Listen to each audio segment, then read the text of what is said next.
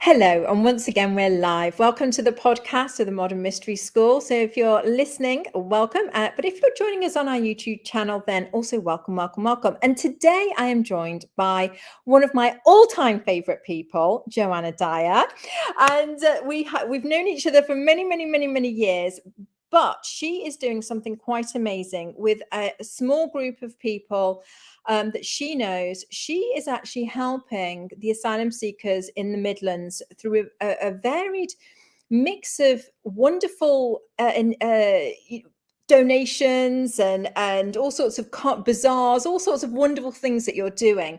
And the Modern Mystery School, we've been, a little bit involved, but I wanted an opportunity to share this with the wider audience because I think it's something that other people would like to support. Joe, could you tell us a little bit about how it started, what it's all about? Because you'll explain it much better than I will. So it started in April last year, right when we were in the middle of that awful first lockdown. We're in a small market town, quite a white middle class town called Bromsgrove, and all of a sudden 147 asylum seekers were put up in a local hotel because of COVID. They couldn't be isolated in the detention centre, and of course people are frightened of things like that. They don't understand what it means, and there was quite a lot of pretty horrible rhetoric surrounding the arrival of these asylum seekers. They were all men, they were all terrorists, all of this sort of stuff. And a very small group of us started sort of commenting on social media and trying to counter that story. And from there, it kind of grew into this group. We were just called ourselves originally Supporting Our Bromsgrove Asylum Seekers. And it snowballed from there, so that we managed to get in touch with the hotel and find out what the needs were, and of course discovered it wasn't all men. There were a lot of families with little children, and we started collecting toiletries originally, and then it expanded to clothing, to shoes, to books, to laptops, to telephones, to bicycles. Anything that they needed, we tried to provide it. And originally they would come out of the hotel and we would hold what we called a bazaar once every 2 weeks, where they would come in and imagine a giant jumble sale, but you didn't have to pay for anything. And the people of Bromsgrove really got behind this, and our members, the people that joined the group, grew from 4 of us to 250 in the space of a year, which is amazing. And the learning curve was huge, Kate. I'd not really thought about asylum seekers. I didn't know what the issues were. I didn't know where they were coming from. And we did everything. We applied for school places. We helped them apply for asylum, all of those sort of things. And then they all were dispersed into more appropriate accommodation after nearly 9 months in a hotel room. You can imagine that was quite good.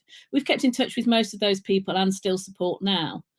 And then literally this summer, the Afghan crisis happened.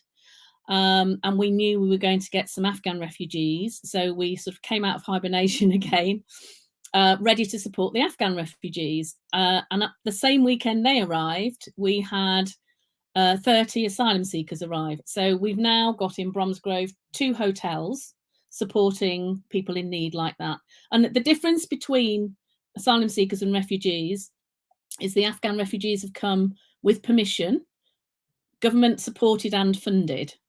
Asylum seekers are those who have no way of coming unless it's, as the government term it, illegal. So if you can imagine, those people are desperate to take the hazardous journeys that they do. They are fleeing from something pretty awful. So we are supporting both of those at the moment. More support, obviously, for the asylum seekers. They are largely vulnerable women, single women on their own. And we've changed the name. So we're now Bromsgrove and District Asylum Seeker Support, which stands for Badass, because we call ourselves Badass all the time. Well, you definitely are. I've been following your work and the group's work over the past however long COVID's been, but it's been tremendous. I mean, I've seen, the hard work that goes into collecting, sorting, the care and love and attention that goes to making sure that every single family gets what they need. And for the people, people are donating what they actually need. And this is what I love about what you're doing, because this is a charity that is working on looking at what people need and then making sure that they get it, and also with love. So, I think, we talked a little bit about the different charities out there and the structures, but I can, 100% of everything goes towards these asylum seekers, doesn't it? There's nothing that's taken No, we have absolutely no admin costs. We are all volunteers. The group size now has just gone over 650 people. Some of those, are there just to watch what we do and maybe donate a little bit. And some people on there are very, very active. The only kind of, if you call it admin that we have, or outgoings we have in that sense, are we hire a local village hall once a week to do arts and crafts activities. And they're also a charity. So we do pay a little bit. I mean, it's only like £20 or something, but other than that, everything we, in terms of money, it absolutely goes to purchase whatever they need and fund whatever they need. That's amazing. We only have about 4 minutes left, Jo, but would you be able to tell us a short story about one of the, I know there's many, and we're going to get you back on to share a story and how we can help, what we can do. The hotel that currently houses asylum seekers, as I said, has mostly single vulnerable women. And I have been sometimes come home in tears, devastated, because every single one of those women has got an absolutely tragic story behind them. I can think of the most gorgeous woman called Maria, who is from Guinea, and she's like your grandmother. Actually, she's only 47, but when I first met her, I thought she was, my granny. She's got the most wonderful beaming smile, but she's from a country called Guinea. And 11 years ago, there was a government military coup, and a dictatorship came in. She and her husband and her 2 teenage children were part, as along with many people, went and protested held a big protest rally in a local stadium. The government came in their tanks and shot everybody. Her husband was shot in front of her. He fell on her as he died and broke her femur.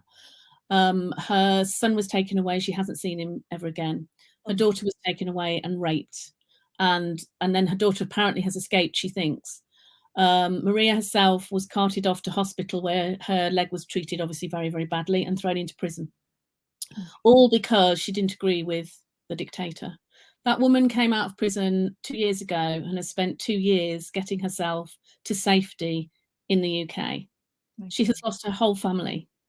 And that's just, as I say, one story.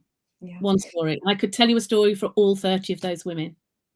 How can we help, Jo? Tell us, how can we help? What can we do as, to support you? At the moment, we've just started setting up English classes. We start the first ones tomorrow. They've all been assessed for their English. That's going to make a massive difference. We're trying to empower the women, and we're starting to have an impact. They come with the opinion that they are second-class citizens, that if there's a problem, if they are raped, it's their fault, for example. And there are some women in the hotel to whom that has happened. And so English is really important.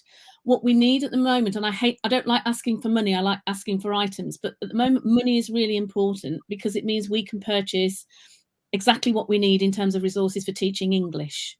Yeah. And I think that's really, really important. We also want to give them bus passes so the hotel's in a really rubbish area on a dual carriageway. They need to be able to travel to towns and learn how things work. So that's why we're asking for money this time as opposed to actual items. That's wonderful. Thank you, Jo. We are running out of time, but may I invite you back? So yes, next month we can find out how you're getting on and what you might need then. Is it okay if I post an email address so people can contact you to donate, or they can come through me? I'll put my email address down and we'll organize it, no problem at all. Thank you so much. Thank you for everything that you're doing. It's tremendous. Yeah, tremendous. Thank you, everybody, and we'll see you all again next time.